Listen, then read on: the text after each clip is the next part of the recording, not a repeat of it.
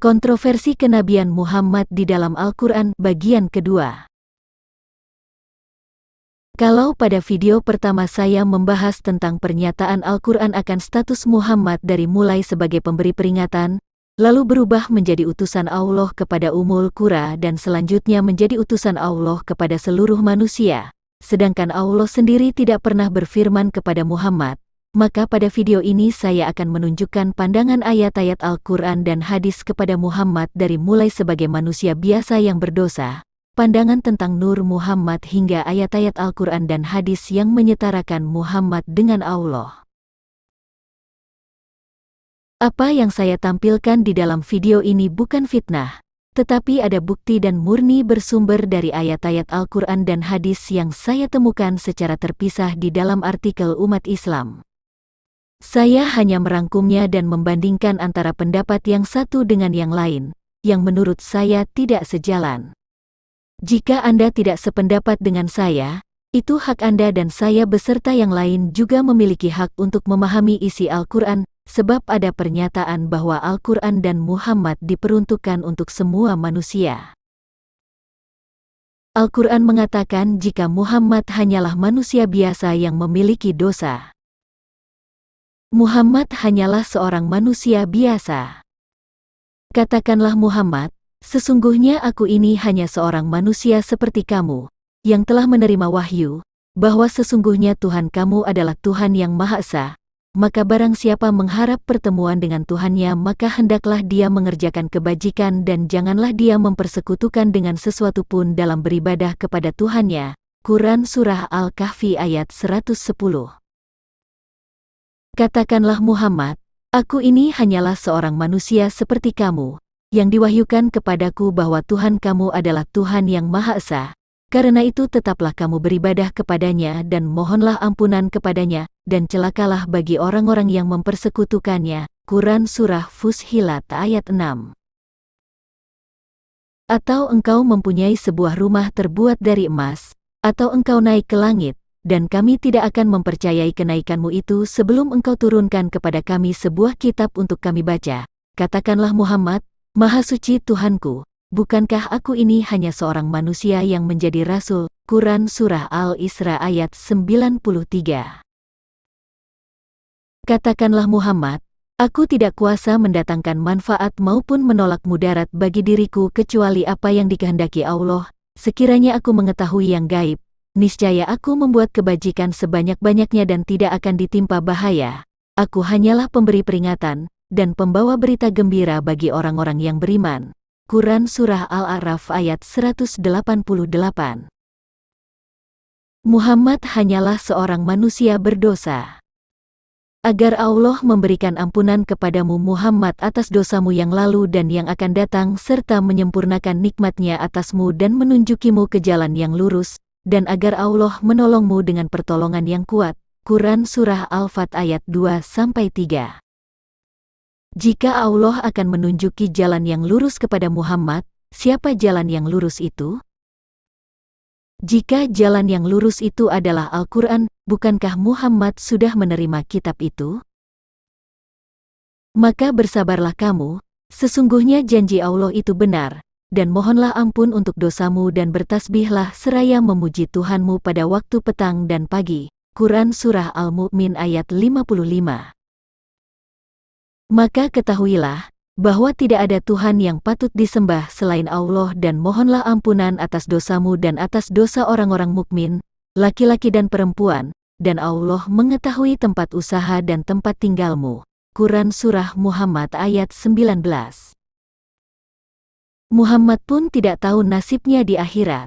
Katakanlah Muhammad, aku bukanlah rasul yang pertama di antara rasul-rasul, dan aku tidak tahu apa yang akan diperbuat terhadapku dan terhadapmu.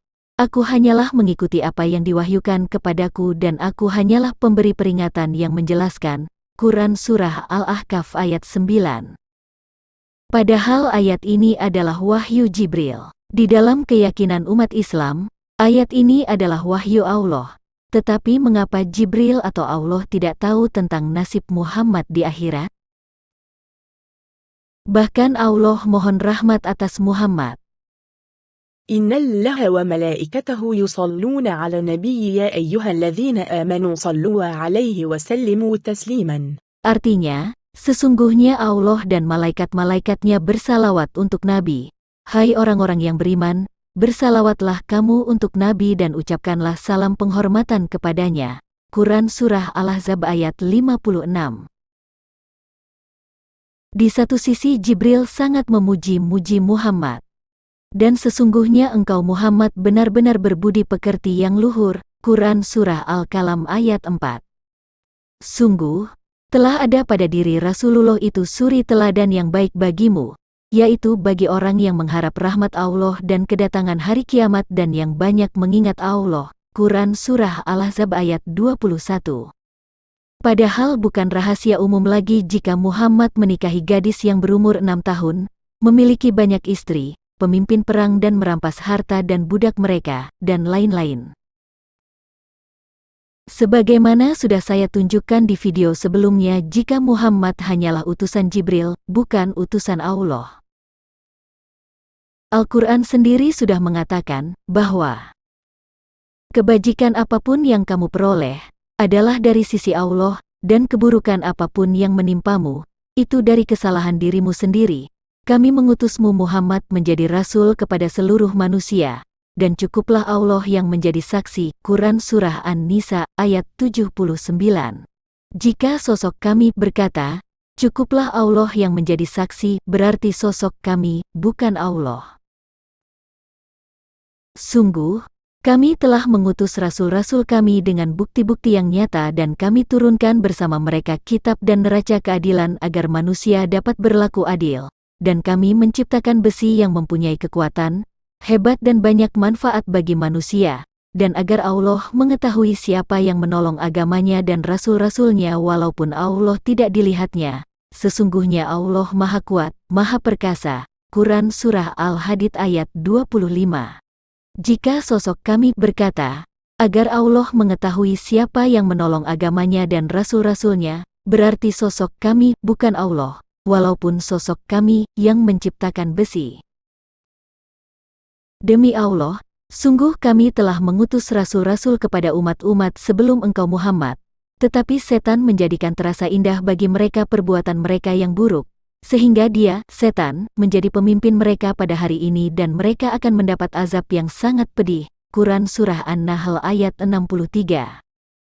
Jika sosok kami berkata, demi Allah, berarti sosok kami bukan Allah.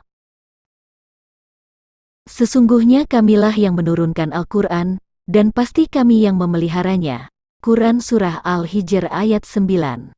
Yang menurunkan Al-Quran adalah sosok kami, bukan Allah. Siapa sosok yang berkata kami tersebut? Al-Quran sendiri yang memberitahukannya bernama Jibril. Katakanlah Muhammad, barang siapa menjadi musuh Jibril, maka ketahuilah bahwa dialah yang telah menurunkan Al-Quran ke dalam hatimu dengan izin Allah. Quran Surah Al-Baqarah ayat 97. Tetapi sebagian umat Islam mengimani jika Muhammad diciptakan dari nur Allah, makhluk yang pertama-tama diciptakan oleh Allah. Nur Muhammad adalah suatu ajaran tentang keyakinan bahwa Allah SWT menciptakan Nabi Muhammad SAW dari nurnya. Menurut ajaran ini, Nur Muhammad adalah makhluk yang pertama kali Allah ciptakan sebelum Dia menciptakan makhluk lainnya. Hal ini telah menjadi akidah para penganut tarikat atau mereka yang bertasawuf dalam Islam. Bila Muhammad diciptakan berasal dari nurnya, sudah tentu padanya melekat sifat-sifat ketuhanan yaitu rububiyah dan uluhiyah. Sebagian umat Islam memang tidak mempercayai ajaran ini sebab mereka berpendapat, mana mungkin Allah menyembah Allah? Dasar keberadaan Nur Muhammad dihubungkan dengan sejumlah ayat dan hadits, di antaranya, sesungguhnya telah datang kepadamu cahaya dari Allah dan kitab yang menerangkan. Quran Surah Al-Maidah ayat 15. Ayat lainnya, sungguh, telah ada pada diri Rasulullah itu suri teladan yang baik bagimu yaitu bagi orang yang mengharap rahmat Allah dan kedatangan hari kiamat dan yang banyak mengingat Allah. Quran Surah Al-Ahzab ayat 21. Ada pula hadits, saya adalah penghulu keturunan Adam pada hari kiamat. Hadits riwayat Bukhari menjadi dasar lainnya, yaitu, aku telah menjadi nabi, sementara Adam masih berada di antara air dan tanah berlumpur. Ada lagi suatu riwayat panjang yang banyak ditemukan dalam literatur tasawuf dan literatur Syiah adalah pertanyaan Sayyidina Ali RA kepada Rasulullah. Wahai Rasulullah, mohon dijelaskan apa yang diciptakan Allah sebelum semua makhluk diciptakan?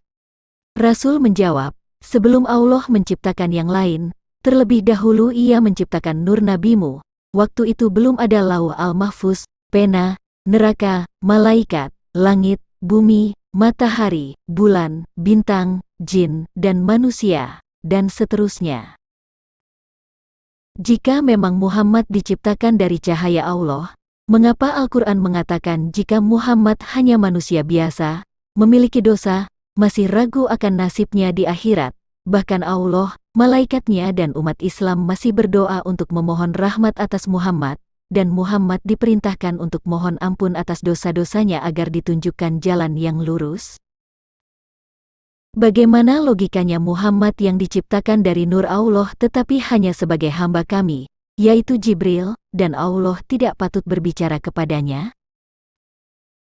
Mengapa banyak ayat-ayat Al-Quran dan hadis banyak membahas tentang pribadi Muhammad sendiri, memuji-muji Muhammad dan ayat-ayat ini pun berasal dari dia sendiri? Muhammad disetarakan dengan Allah.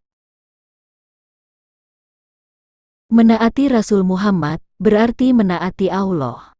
Barang siapa menaati Rasul Muhammad, maka sesungguhnya dia telah menaati Allah, dan barang siapa berpaling dari ketaatan itu, maka ketahuilah kami tidak mengutusmu Muhammad untuk menjadi pemelihara mereka. Quran Surah An-Nisa ayat 80.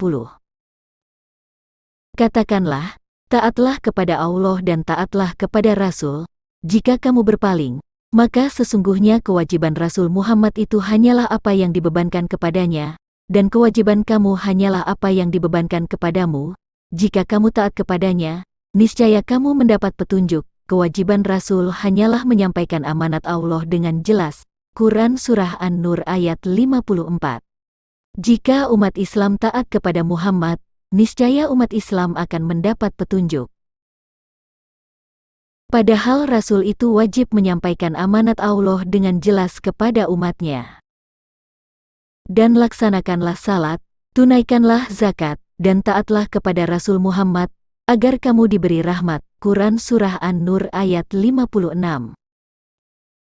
Rasulullah Shallallahu Alaihi Wasallam bersabda, semua umatku pasti akan masuk surga kecuali orang yang enggan. Para sahabat bertanya, ya Rasulullah, siapakah orang yang enggan itu? Beliau menjawab, barang siapa mentaatiku pasti masuk surga, dan barang siapa mendurhakaiku maka dialah orang yang enggan. Hadis riwayat Al-Bukhari nomor 6851, dari Abu Hurairah radhiyallahu anhu. Setia kepada Muhammad berarti setia kepada Allah. Bahwasanya orang-orang yang berjanji setia kepadamu Muhammad, sesungguhnya mereka hanya berjanji setia kepada Allah, tangan Allah di atas tangan mereka, maka barang siapa melanggar janji, maka sesungguhnya dia melanggar atas janji sendiri, dan barang siapa menepati janjinya kepada Allah maka dia akan memberinya pahala yang besar. Quran Surah Al-Fat ayat 10. Jika kamu mencintai Allah, maka ikutilah Muhammad. Katakanlah Muhammad, jika kamu mencintai Allah, ikutilah aku, niscaya Allah mencintaimu dan mengampuni dosa-dosamu.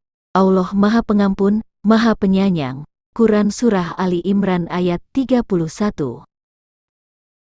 Bagaimana logikanya jika mentaati Muhammad berarti mentaati Allah?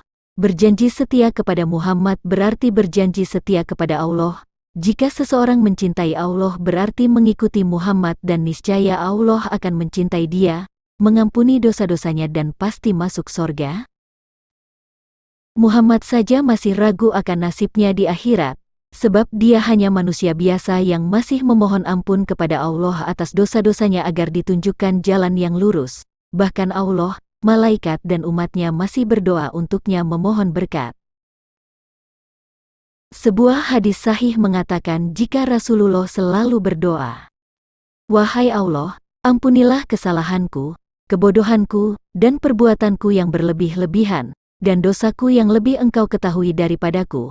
Wahai Allah, ampunilah dosa perkataanku yang tidak serius dan perkataanku yang sungguh-sungguh, kesalahanku, kesengajaanku, dan semua yang ada padaku." Riwayat Bukhari dari Abu Musa al-Asy'ari. Jika Anda mengikuti keseluruhan perilaku dan perbuatan Muhammad sebagai tanda kecintaan Anda kepada Allah SWT, bukan bersandarkan kepada wahyu Allah SWT, sedangkan Muhammad saja merasa banyak dosa, bukankah Anda mengikuti jalan yang salah? Apakah Anda menganggap Muhammad tidak pernah melakukan kesalahan, sehingga hadis Nabi seolah sempurna setara wahyu Allah? Al-Quran berkata, "Ikutilah apa yang diturunkan kepadamu dari Tuhanmu, dan janganlah kamu ikuti selain Dia sebagai pemimpin, sedikit sekali kamu mengambil pelajaran.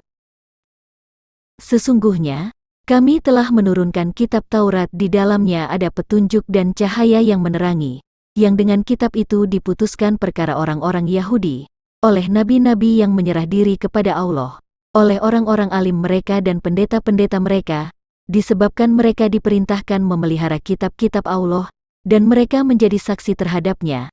Karena itu janganlah kamu takut kepada manusia, tetapi takutlah kepadaku, dan janganlah kamu menukar ayat-ayatku dengan harga yang sedikit. Barang siapa yang tidak memutuskan menurut apa yang diturunkan Allah, maka mereka itu adalah orang-orang yang kafir." Quran Surah Al-Maidah ayat 44.